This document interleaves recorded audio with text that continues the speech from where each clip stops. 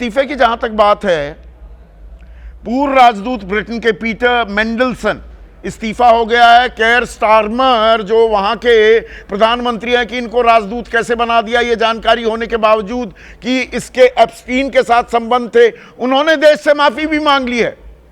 England के प्रधानमंत्री ने देश से माफी मांगी है। उनके सलाहकार एडम पेरी ने इस्तीफा भी दे दिया है।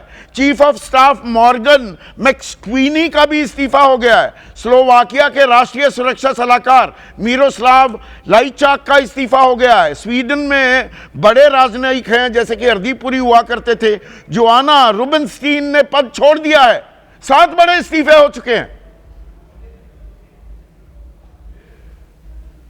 नॉर्वे में भी हुआ है कुछ इस तरह का। बिल्कुल, नॉर्वे में राजदूत मोना जूल ने इस्तीफा दिया है और उनके पूर्व प्रधानमंत्री थोरबर्जान जगलैंड के खिलाफ भ्रष्टाचार की जांच शुरू हो गई है कि क्या डील हो रही थी।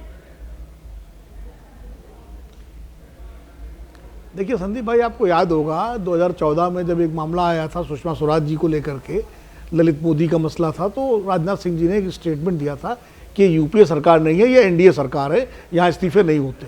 तो इस्तीफा तो भूल जाइए। वो बीजेपी पुरानी थी जब अडवाणी जी ने खाली जैन डायरी में नाम आने पर अपना इस्तीफा दे दिया था, उसके बाद पूरे देश में हवाला वाले मामले में इस्तीफों की झड़ी लग गई थी। अब वो बीजेपी नहीं है, नई बीजेपी है, इसलिए इस्तीफा तो भूल जाइए।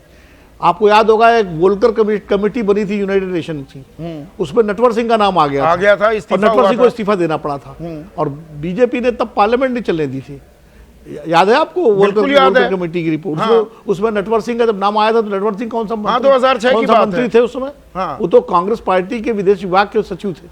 हाँ, वो कांग्रेस पार्टी के विदेश विभाग के प्रमुख थे और उस नाते सद्दाम हुसैन से मिलने गए थे सोनिया गांधी की चिट्ठी लेके, और उसके बाद जो है उनका नाम आ गया था और उन्होंने इस्तीफा दे दिया था। और फिर यूपीए सरकार में तो इस्तीफों की झड़ी लग गई थी। शशि थरूर का इस्तीफा हो गया था आईपीएल में नाम आने पर, किसी मसले पर जरा सी बात कर ली थी पवन बंसल ने रेलवे के अपने भांजे से, उनका इस्तीफा हो गया था। कानून मंत्री अश्विनी कुमार जिनको अधिकार था सीबीआई डायरेक्टर से बात करने का, उनका इस्तीफा हो गया था। अशोक चौहान का नाम आ गया था, उनका इस्तीफा हो गया था।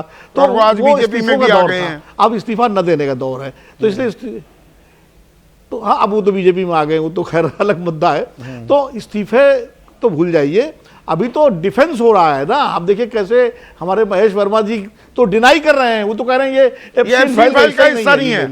वो तो मतलब वो खुद मान रहे हैं, मैं 3-4 बार मिला कि ना, मान नहीं रहे ना। हाँ। और नहीं, हाँ, पत्रकार यहाँ पर बता रहे हैं कि अरे ऐसा क्या गुनाह हो गया, वो होगा पीडोफाइल। एक पत्रकार कह रही हैं कि होगा वो पीडोफाइल, अब वो उसकी निजी जिंदगी है, प्राइवेट लाइफ है। ये प्रोफेशनल बातचीत कर रहे थे एप्स्टाइन से, कमाल के तर्क गढ़े जा रहे हैं। अब सवाल ये है कि भारत सरकार, जिसके पास जो इतनी बड़ी सरकार है, जिसके पास पूरा दूतावास है वाशिंगटन डीसी में, यूनाइटेड नेशंस में तमाम सारे लोग हैं, इतना बड़ा विदेश मंत्रालय का अमला है, उससे वो मतलब एप्स्टीन ही एक मिले थे आपको वहां लॉबिंग करने के लिए। बिल्कुल, अनिल कुमार आनंद हैं भाई, एक सेकंड लॉबिंग की जाती है, हम लोग पटनावासी हैं हमारे दर्शक अनिल कुमार आनंद, वो कह रहे हैं अगर किसी कांग्रेसी नेता का नाम एप्स्टीन फाइल में आ गया होता तो क्या बीजेपी यही दलील दे रही होती, या ए के वाजपेयी या महेश वर्मा यही बात कह रहे होते?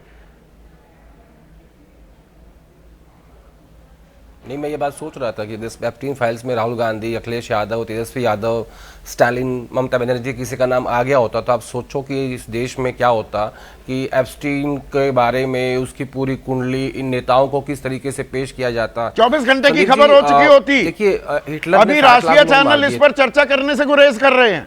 नहीं,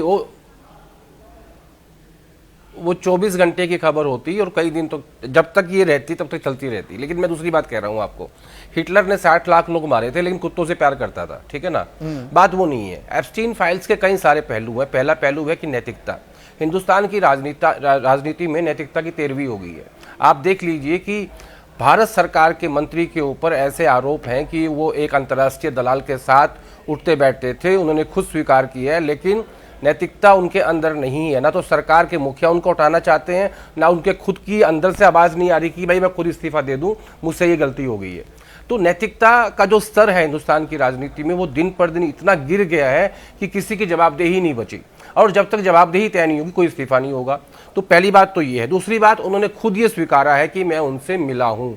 इसके बावजूद भी आपकी अंतरात्मा आपको ये नहीं कह रही है कि भाई तू उससे मिला नहीं, है। अब एक के बाद में ही कह रहे हैं तो मिल लिए तो कौन सा जुर्म कर दिया? हिंदुस्तान की राजनीति, ये तो आकर उन्होंने खुद मान लिया, वरना तो ये कहते कि कहां मिले ये बताओ। ये तो मंत्री ने खुद मान लिया कि मैंने मुलाकात की है।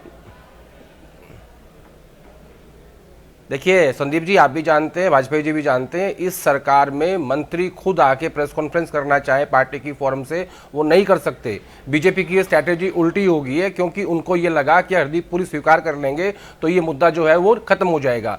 इस पे चर्चा नहीं हो रही थी, अब चर्चा हो रही है। गाँव गाँव तक ये बात पहुंच गई है कि कोई एब्स्टीन था जो छोटे बच्चों का और बच्चियों का शोषण करता था, उसके साथ इन मंत्री जी के संबंध हैं, उद्योगपतियों के संबंध हैं। तो ये स्ट्रैटेजी बीजेपी की उल्टी पड़ गई है मेरे हिसाब से, क्योंकि जब तक ये इस पे चुप थे, बीजेपी के कहने पे, सरकार के कहने पे ही हरदीप पुरी सामने आए और उन्होंने इस बात को स्वीकार किया कि हाँ मैं एब्स्टीन से मिला था ताकि ये मसला तो खत्म ये हो जाए। इस्तीफा होगा या ये कि इस वो पर अभी तो अब धीमी थी। सियासी संग्राम होगा? संसद तो अब 9 मार्च तक के लिए स्थगित हो गई है, लेकिन क्या अब सड़क पर इस मसले की, इस मामले की गूंज सुनाई देगी? कोई जवाबदेही तय होगी या नैतिकता की तेरहवीं हो चुकी है, जो शब्द अभी आदेश रावल ने इस्तेमाल किए?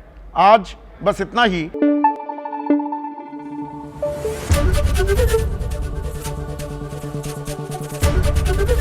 एबीपी न्यूज आपको रखे आगे।